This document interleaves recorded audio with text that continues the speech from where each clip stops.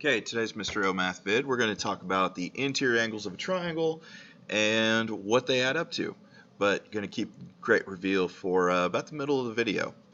So what we have in the picture is you've got two parallel lines, which is told to you in the sentence, given angle or line L and line M are parallel.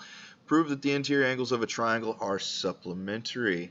And then supplementary, we got to remember that that means adds up to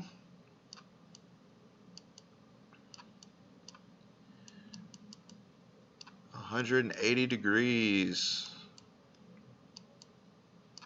So adds up to 180. So let's get started on this and let's figure this out. So looking at this, we're trying to figure out that 2, 4, and 5 all add up to 180. So let's start with the information we do know. When I look right here at angles 1, 2, and 3, I notice that they all form a line. And as a result of things forming a line, they have to add up to 180 degrees because that's kind of the definition of linear. But I'm going to say that that's given to us in the picture because it is given to this picture. 1, 2, and 3 make a line. Lines add up to 180. So now I need to start looking for other relationships because we've built this 1, 2, and 3 as 180. Now we've somehow got to figure out how to infuse 4 and 5 in there. So when I look at 1 and I look at 4, oddly enough, those kind of look like they are congruent. They look like they're the same size.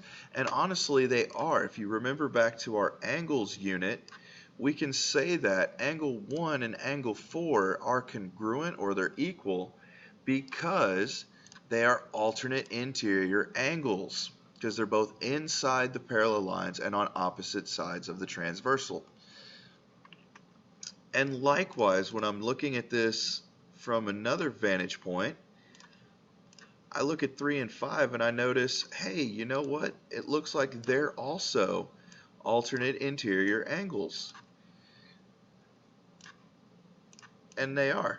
So on angle 3 and 5, we're going to say that they're alternate interior angles. And you're probably wondering just a little bit, it's like, now why, what's going on? What are we trying to do? Well, I said we need to infuse 4 and 5 into our original equation right here. Well, I just showed that 1 and 4 are the same, they're congruent, or their measures are equal. I just showed that 3 and 5 were the same, or they're equal, or their measures are equal, or they are congruent.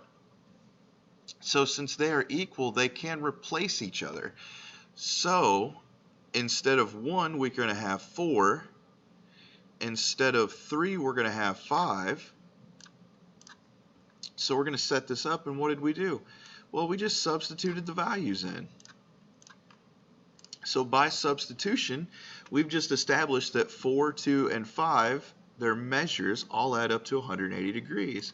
So as a result, we've just figured out that the interior angles, the inside angles of a triangle, add up to 180 degrees. Which is great, because now that we've done the proof, we can use it. So let's scroll down and let's look at these two triangles. So we've got the inside angles of this. We know all three of them add up to 180 degrees. So we've got the question mark plus 57 plus 65 equals 180. So question mark plus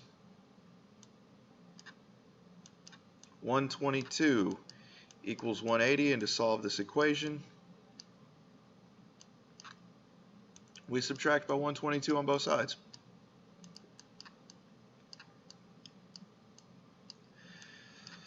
And come to find out that the question mark equals 58 degrees. So that's all you got to do. If it's just a single thing missing, subtract the two angles from the 180 and you've got it. So now on the other one, we've got 8x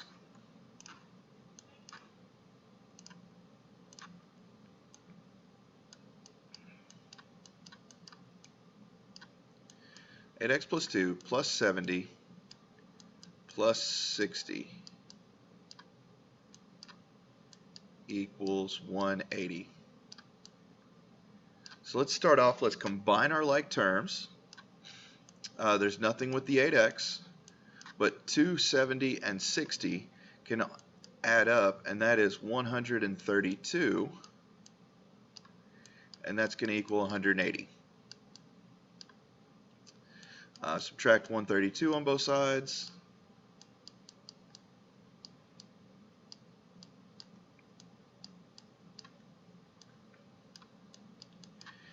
Eight x equals 48, and when we divide by our 8 to finish out the inverse operations to solve the equation, we find out that x equals 6. So remember, guys, interior angles of a triangle add up to 180 degrees. We just saw that in the proof. And this is what you're going to be doing for your homework. So good luck, and hope you find success before your Thanksgiving break.